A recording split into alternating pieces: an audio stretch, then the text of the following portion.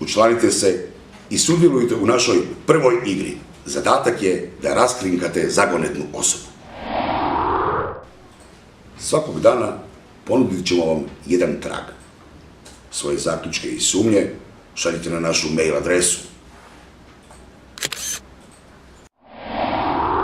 Pobjednika očekuje tajanstveno iznenađenje.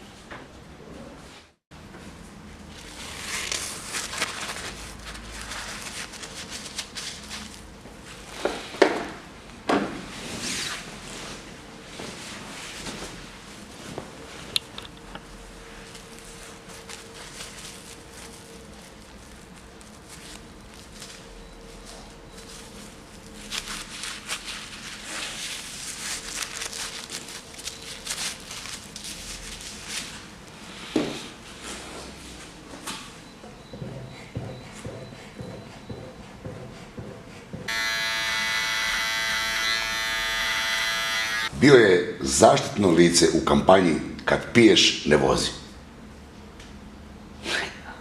Dajte, molim vas.